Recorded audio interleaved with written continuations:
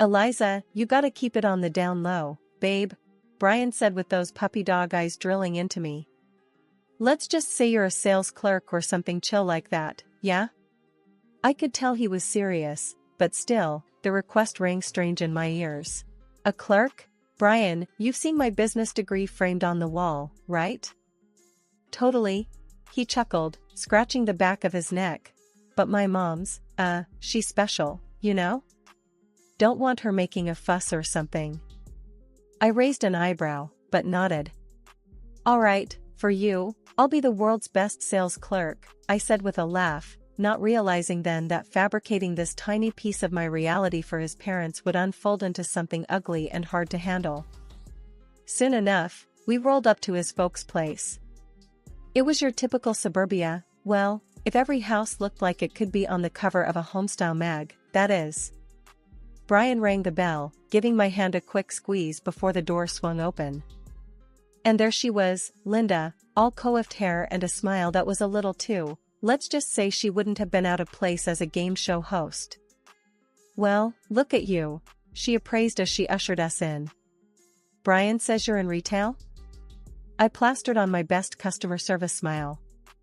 Yeah, just selling clothes in a shop downtown, I said casually. Retail, huh?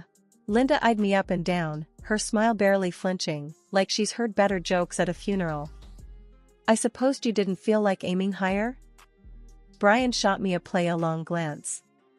Nah, she loves it, he jumped in quickly.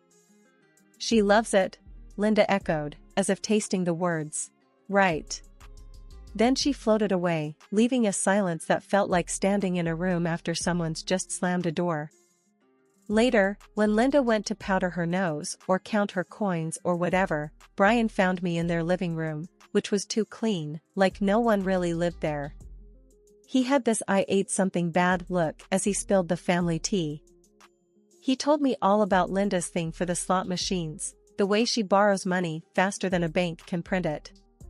She'd bled his dad dry and was always circling Brian for a handout like it was a national sport. We talking a little gambling fun or full-on Vegas blowout? I asked him, trying to sort the scale of what we were dealing with. He grimaced. Professional league.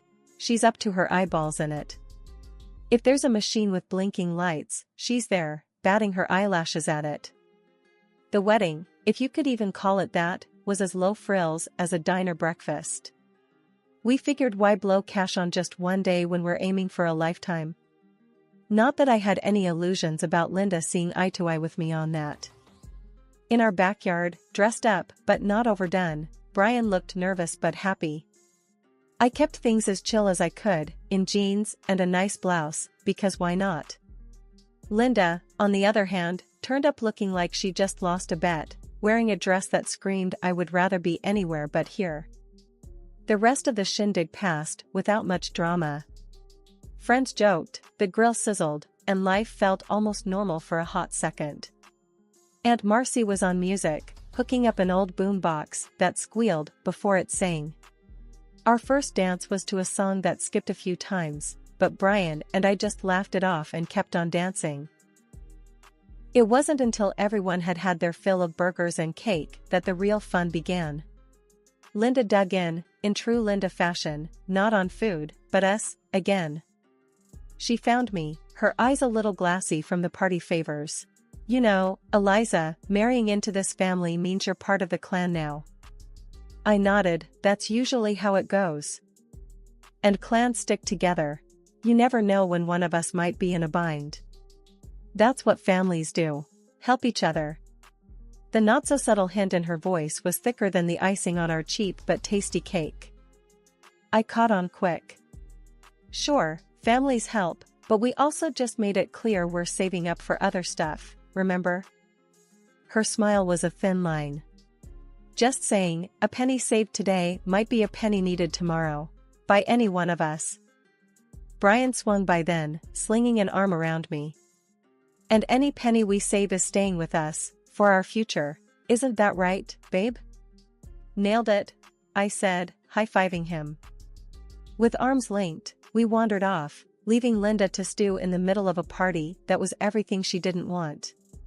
She didn't dance after that, instead sat like a queen in exile, sipping and watching, but thankfully keeping her money thoughts to herself. It was maybe 2 weeks into this whole married gig when Linda turned our twosome into a crowd. Without fail, every payday, she'd be waiting outside the office where Brian worked, hanging around like a bad habit.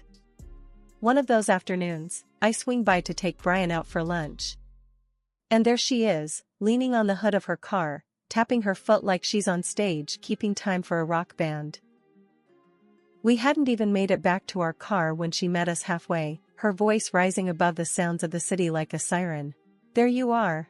I've been waiting half an hour, Brian. We need to talk." Brian's usually the calm type, but I saw that jaw clench. "Mom, not now. I'm on break, and we've got plans." She wasn't one to be sidelined though. "This is more important than your plans. I've got bills to pay, and since we're family now." I had to jump in, couldn't help it. "Hold up, Linda. We talked about this. We're not your personal ATM." Her gaze snapped to me, sharp as a tack. "Listen, girl, you married into this. You've got a duty now." Brian stepped between us, trying to keep the peace. "Mom, you've gotta stop doing this. It's not fair to us, or you. There's people that can help with." Linda's laugh cut him off, low and mean. "Help? I don't need help, I need money. And my son's not gonna leave his mother out to dry." "People are staring, Linda. This ain't the place," I said, my voice steady but firm, wishing I could just pull Brian away. But Linda was on a roll. "Fine. I'll be by the house later, and we can sort this out. Don't make me wait, Brian," she warned, poking him hard in the chest, before she turned on her heel and strutted off. At the sandwich shop, we grabbed a corner booth and tried to shake off the Linda encounter. Brian was rubbing his temples, looking like he could use something stronger than a soda. I reached over, my fingers bumping his. "Babe, maybe it's time to cut the cord. She's walking all over us." He sighed, heavy and long, like he was deflating. I know. It's just not easy, Eliza. She's always been this way." The rest of lunch was us making plans, figuring out how to tackle the Linda issue without a blowout. By the time we got back to work, we had the makings of a game plan, or at least the start of one. That evening, as predicted, Linda was banging on our front door like it owed her money. When we let her in, she wasted no time. "I don't have all night," she snapped, dropping her purse on our kitchen table like she owned the place. "Mom, we can't keep doing this," Brian started, but she bulldozed right over him. "Can't or won't," she challenged, eyeing me as if I was holding the strings to Brian's wallet. "It's not healthy, for any of us," I came back at her, trying to keep my cool. She squared her shoulders, ready for a fight. "Healthy? What's healthy is a roof over my head and food on my plate. And we've been helping with that," Brian said, a bit of steel finally in his voice. "But this is it, the last time. We're saving up, you know that." Linda's eyes narrowed, and she let out a hiss of disbelief. "The last time, huh? Don't make promises you can't keep, boy." "Enough," Brian snapped, surprising us both. "You get help, Mom, or this is it." We didn't give her the money that night. It felt like a victory, small but mighty. Linda left in a huff, the door slamming behind her like the finale of a thunderstorm. Brian's phone buzzed off the table just as we were getting ready to call it a night. It was the kind of call that drains the color from your face. Tom, Brian's dad and Linda's husband, had landed himself in the hospital. His heart had decided to pull a fast one on him. "Jesus," Brian cursed under his breath, fumbling with his keys. We bolted out the door before the echo of our slamming door had time to fade. The harsh lights of the hospital were a stark change to our dim cozy living room. I could see Brian's chest heaving as we made our way to the front desk. The lady there pointed us to the right wing with a bored expression like she'd seen it all before. We found Tom in the ICU, hooked up to more beeps and blips than a video game arcade. Seeing him like that, all wires and tubes, it got to Brian.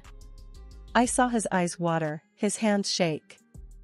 "Dad," he choked out, gripping the railing of the hospital bed. Tom's eyes were closed, but they fluttered like he heard us. I put a hand on Brian's back, no words, because what could I say?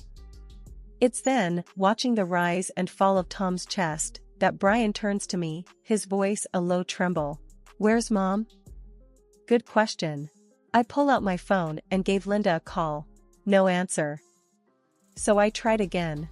And again. When she finally picked up, the noise in the background wasn't the beep of hospital machines, it was the clatter of a slot machine. "Linda?" I said, my voice almost as brittle as the hospital sheets. "Tom's had a heart attack. We're at the hospital." There's a pause, a cash register's ring, cutting through. "Yeah? And you should be here." Brian grabbed the phone from me, nearly shouting. "Your husband's lying in a damn hospital bed." She sighed like we were discussing the weather. "Tell him I'll pop by in the morning. I'm busy right now, cashing in some stuff." I could see the muscles in Brian's jaw jump. He threw the phone back at me, storming off to find a doctor or maybe just to punch a wall where no one could see. That night and into the morning, Tom got a bit better, but Linda never showed. The doc said it was a warning sign, that he could have another attack if he didn't slow down. We went home exhausted, the morning sun stinging our eyes. Walking in, it was like a burglary, only Linda wasn't taking TVs or jewelry. No, she was packing up Tom's vinyl collection, the one thing he loved more than anything. "What the hell are you doing, Mom?" Brian stormed into the room, looking like he was ready to explode. "These are worth something," she snapped without looking up. "Don't worry, Tom won't miss 'em. Besides, hospital bills, remember?" "Hospital bills?" Brian was fuming. "That's rich, coming from you. You didn't even go see him." She rolled her eyes, stopped packing for a split second to stare Brian down. "Look, your father's tough, he'll be fine. But these bills ain't gonna pay themselves." But Brian was having none of it. "Put them back, Mom. Now." He moved towards her, his hands balled into fists. Linda stared him down, met his anger with a sneer. "Make me." I stepped between them. "Enough," I said, my voice steady. "Just stop. Dad needs us to be a family right now." The tension could have been cut with a knife. Linda looked from me to Brian, shrugged, and tossed the record she was holding back into the box. What she said next was like a punch to the gut. "Family sticks together, right? But when it's convenient for you too, huh?" She left without another word, the sound of the door closing behind her was the only goodbye. I looked at Brian, at the mess in the room. "She doesn't get it," I whispered. "She really doesn't get it." He didn't have an answer. We cleaned up in silence, Tom's records settling back onto their shelves like old friends coming home. The news hit us like a rogue wave. Tom was gone, just like that. The world had the nerve to keep spinning, the sun to keep rising and setting, as if nothing had shifted beneath our feet. Brian was numb, you could see it in the way he moved, like somebody had filled his shoes with lead. We did what people do in these times. Made calls, arranged for a funeral, picked a casket, a dark, polished thing that seemed too grand for Tom, who'd never cared for flash. The house was a mess of flowers and sympathy cards, the air thick with the smell of lilies and the sound of muttered condolences. Linda was nowhere. It was as if she'd vanished into thin air, her presence erased from our immediate reality. People asked about her, of course. "Families always hit the hardest," they'd say, nodding like that explained everything. Days passed, and she was still MIA. Brian had stopped asking after her. Stopped wanting to hear her excuses or lies. Then, the funeral. I expected her to be there at least, to show her face, say her goodbyes. But she was a no-show. "Hello," was all Brian said, looking at the empty seat next to him reserved for his mom, the word echoing in the quiet of the chapel. The service came and went. Linda's absence was the elephant in the room, a constant undercurrent to every conversation. A mother should be there, crying, holding on to memories of better days, not this. It was maybe a week after, I ran into Linda at the grocery store. If you could call it running into her. She was at the end of an aisle, dressed to the nines, a grin on her face like she'd won the lottery. "Look at you," I greeted, unable to keep the edge from my voice. She swiveled around, that grin never fading. "Well, if it isn't the grieving widow. Lighten up, will ya? It's not the end of the world." My fists clenched at my sides, but I stood my ground. "You didn't even come to the funeral, Linda. How could you?" She shrugged, her jewelry clinking with the motion. "What's the point? Sobbing over a hole in the ground? That's not for me. Besides, Tom left a tidy sum. I'm rich at last." I could feel the heat rising in my cheeks, the dirty glares from other shoppers. "How can you be so cold? Brian's a big boy. He'll get over it." She waved a manicured hand dismissively. "Everyone does." "That man loved you till his last breath," I shot back, my voice shaking now. Linda just laughed. "Love, love. In the end, it's money that keeps you warm at night." I could feel people watching, feel the scene we were making. It took everything in me not to scream at her. So, I turned on my heel and walked away, the sound of her cackles following me like a bad taste in my mouth. As the automatic doors closed behind me, shutting out the noise, I gripped the handle of my cart so tight my knuckles turned white. I had to remind myself, Tom's memory deserved better than this, better than her. The sun was barely up, and there was a wild knocking at the door that could wake the dead. I was sipping my first coffee of the day when Brian's mom, Linda, came crashing into the kitchen like a whirlwind in a thrift store dress. Her hair was every which way, and her eyes were wild. "Everything's gone," she hollered right off the bat, like we were in the middle of a fight we didn't know we had. "Tom left me with nothing but a pile of debts." Brian, who'd been halfway through a bowl of cereal, dropped his spoon and it clattered loudly. "What the hell, Mom? No money, no nothing. Just bills and more bills." Linda was waving her arms now, papers flying from her hands like panicked birds. It would have been funny if it wasn't so tragic. Then she fixed her eyes on Brian like he was some ATM. "You gotta give me your dad's watch and that fancy ring he had. They're worth a fortune." Brian's face went rock hard. "Dad's buried with his watch and ring, Mom. You know that. He wanted it that way." That stopped her, for a microsecond. "Well, dig him up then." The words came out of her mouth so fast you'd think she'd said, "Please, and thank you, and by your leave." "Nah, ain't happening." Brian shook his head, leaning back in his chair as if he needed the distance. "They're staying with Dad. End of story." Linda looked like she'd been slapped. She opened her mouth, closed it, then whipped around with her coat flapping behind her like dark wings.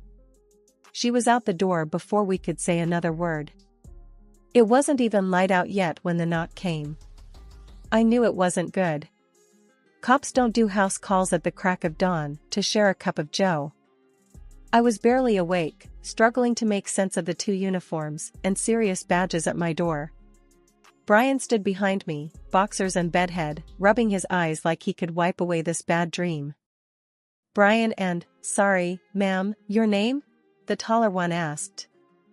"I'm Eliza," I managed, my voice gravelly with sleep. "You folks know a Linda Harrison?" The cop had that cop look, not quite suspicious, not quite sorry. Brian nodded, shoved his hands in his hair. "Yeah, my mom." "What's she done this time?" "She's been arrested," the officer said, and his partner handed us a slip of paper. "Caught trying to dig up her late husband's grave." Brian cussed under his breath, a stream of words that would make a sailor blush. "I'll put some pants on," he grumbled. We were down at the station faster than I'd like, the kind of place you never want to be. The fluorescent lights were too bright, the coffee from a machine too weak. Linda was sitting there, her pride fighting with the dirt on her clothes. The sight would have been comical if it weren't so damn sad. "What the hell, Mom?" Brian threw his hands up as we approached the bars. "Don't you what the hell me, Brian," Linda shot back, fire in her eyes. "I did what I had to do." "You tried to rob Dad's grave, Mom." Brian's voice was a tight wire about to snap. "That watch would have paid off everything," she hissed back, gripping the cell bars like they were the only thing holding her upright. "And what? You didn't think about us, huh?" Brian towered over her, all muscle and anger. I put a hand on his arm, could feel the coiled tension like a live wire. Let's talk this out." "There's nothing to talk out," Linda spat. "I don't expect you to understand. Not until you hit rock bottom, too." "Linda, this ain't rock bottom. This is digging a hole straight to hell," I said, my own anger flaring. The ride home was silent. We knew the day would come when we'd hear from Linda again. That's the thing with debt, it's like a zombie. You think it's dead, but it can come back with a vengeance. But for now, we'd leave the dead to their sleep and the living to their mistakes. We had a life to live, and no amount of digging would change our course. There was no going back after what she did. Brian tossed our old phones into a donation bin the next town over, and I watched the numbers light up like unwanted stars before going dark for good. We didn't owe anyone an explanation, least of all her. As the city limits faded in the rearview, our new future was a cozy apartment in a nameless neighborhood, where the nosy next-door neighbor couldn't pick her out of a lineup, much less us. It was a good setup, neat and clean, with just the right amount of space for two people looking to dodge the ghost of family drama. We unpacked our lives, minus the baggage of anyone else's mistakes. Brian hammered together discount bookshelves with the sort of focus you might mistake for anger if you didn't know him. But that was just Brian being Brian, all in or nothing.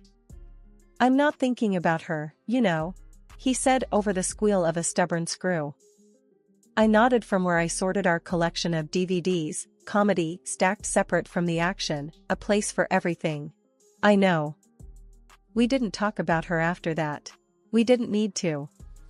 Weeks spun out and the city we left might have been another planet for all the market left. But small talk has a way of traveling, and it wasn't long before a text from an old neighbor found its way to us through the blurry social network of people we used to know.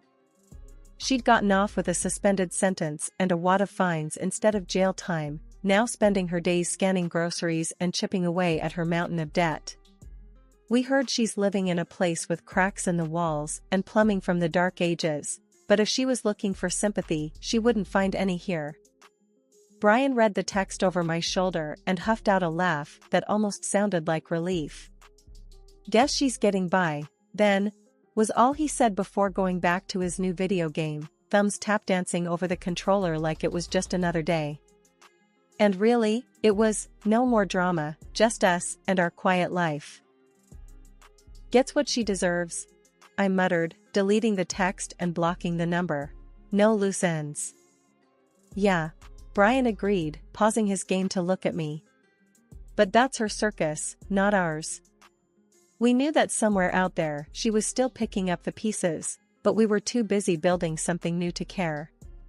Sometimes people break things too badly to put them back together, and that's just the way of it. Our world was small but full, weekly movie nights and lazy Sundays, bills paid on time and no calls in the night to shake us from our sleep. "Think she'll try to find us?" I asked once, the closest I came to asking what if. Brian's eyes met mine, steady and sure. "Let her try." So we just kept living, quiet and low, like two survivors after the storm had passed. No looking back, no echoes of the past, just forward to the next day and the day after that.